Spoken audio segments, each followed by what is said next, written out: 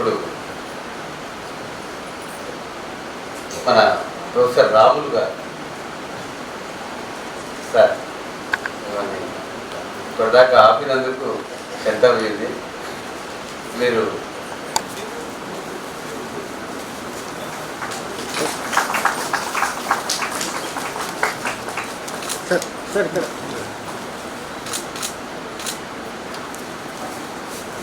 सभायै नमः। सुरभारती अध्यक्षाः सर्वेपि संस्कृत अनुरागिणः, अतः संस्कृतभाषायामेव संस्कृतभाषा तेलुगुभाषा द्वयोः भेदः एव नास्ति। डुमुगुनु तत्र क्रियते चेत् तेलुगु भवति, सुवौजस् भवति चेत् विसर्गः भवति चेत् संस्कृतं भवति एव। आचार्य रवा श्रीहरि महोदयाः संस्कृतभाषा कृते एव वर्तन्ते। तेषाम् अध्ययनं यादगिरिदेवस्थानं तत्र प्रथमं तत्र अधीतं, तदनन्तरं पुनः संस्कृतकलाशालायाम् अध्ययनं कृतवन्तः।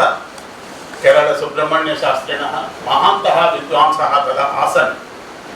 तदनन्तरं सीतारामबाग् संस्कृतकलाशालायां व्याकरणशास्त्रम् अधीतं।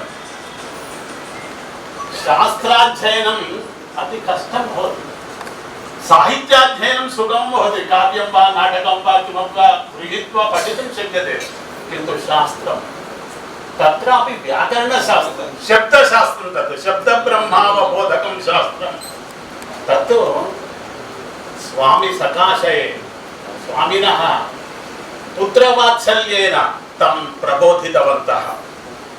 व्याकरणं नाम समुद्रसदृशं शास्त्रं। त्रयः ऋषयः मुनित्रयं तत्र वर्तन्ते, पाणिनि, कात्यायन, पतञ्जलि इति। यदा श्रीहरिमहोदयानां पुत्रः सञ्जातः तदा नामकरणमपि तदेव विचिन्त्य पाणिनि, कात्यायन, पतञ्जलि, पतञ्जलि नाम वर्तते। पाणिनि नामान्तरं रमेश सञ्जातं, कात्यायन इदानीं शिवकुमार सञ्जातं, किन्तु श्रीहरिमहोदयानां हृदये पाणिनि, कात्यायन, पतञ्जलि इत्येव नामकरणं कृतं। तैः उक्तं महाराज्यं वा पालनीयं, महाभाष्यं वा पाठनीयमिति। सत्यं भाष्यं सर्वासां शास्त्राणां सूत्रः वर्तते, भाष्यं वर्तते, वार्तिकं भवन्ति, किन्तु शङ्कराचार्यस्यापि भाष्यमेव महाभाष्यमिति न कथयन्ति। केवलं पतञ्जलेः व्याकरणभाष्यमेव महाभाष्यमिति कथ्यते।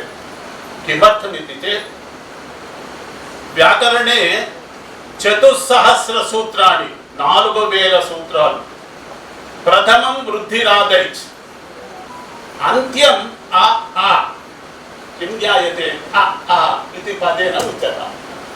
सूत्रं वर्तते अ आ, अर्थः न ज्ञायते, तत्तु केवलं पतञ्जलिरेव जानाति। अतः विवृतम् अनुज्य संवृतः अनेन विधीयते। अकारः वास्तविकतया विवृतः, किन्तु अत्र संवृतत्वम् आरोप्यते इति सूत्रेण। कः जानाति, यदि पतञ्जलिः न कथयिष्यति, यः कोऽपि अपि अ आ इति कथनेन विवृतम् अनुज्य संवृतः अतएव महाभाष्यमिति उक्तम्। అన్యేమో భాష్యాలు, సూత్రాల్లో చెప్పినటువంటి దాన్ని విశదీకరిస్తే భాష్యం అంటాం. ఇప్పుడు బ్రహ్మ జిజ్ఞాస అనే వ్యాసుడు రచించిన సూత్రాలకు శంకరులు అద్వైత పరంగా వ్యాఖ్యానం రాశారు, దాన్ని భాష్యము అంటున్నాం. అలాగే న్యాయశాస్త్రానికి ఉంది, వైశేషిక శాస్త్రానికి ఉంది, సాంఖ్య శాస్త్రానికి ఉంది, యోగ శాస్త్రానికి ఉంది. కానీ వ్యాకరణ శాస్త్రానికి ఉండేటువంటిది అది భాష్యం కాదు, వ్యాఖ్యానం మాత్రమే కాదు, అది మహాభాష్యం. అద్భుతమైన 4000 సూత్రాలు. సూత్రాలు అంటే వేదములో ఉన్న ఒక్కొక్క మంత్రముతో సమానం ఒక్కొక్క సూత్రం.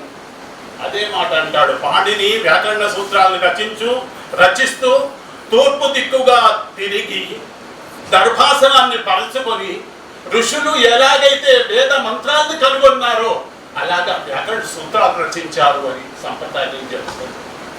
అందుకే ఆ కాలంలో వేదం చదివితే ఎంత పుణ్యమో వ్యాకరణ సూత్రం చదివితే కూడా అంత పుణ్యం వచ్చేది. అందుకే శంకరాచార్య వారు చెప్పవలసి వచ్చింది భజగోవింద స్తోత్రంలో నహి నహి రక్షతి డుక్రింకరణే అని.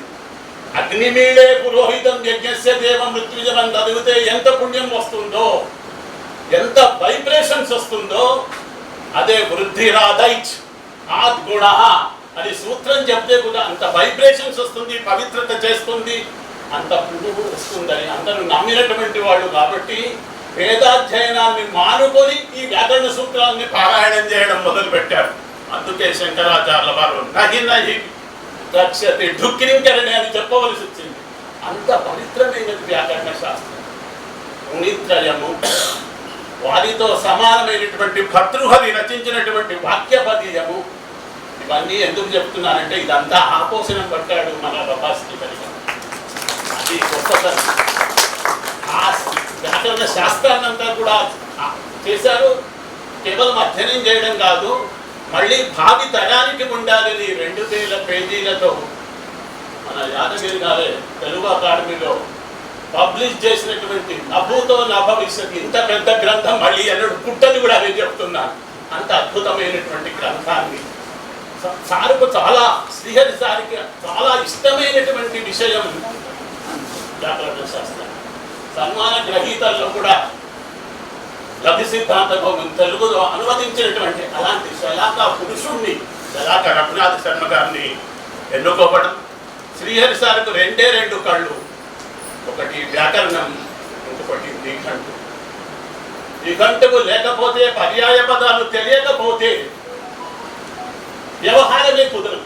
అలాంటి 2 క్షేత్రాలలో ఇద్దరిని ఎన్నుకొని ఇద్దరి పండితుల్ని సన్మానించడం, అందులో నన్ను పిలవడం నాకు ఆనందదాయకం చెప్తూ నేను ముగిస్తున్నాను.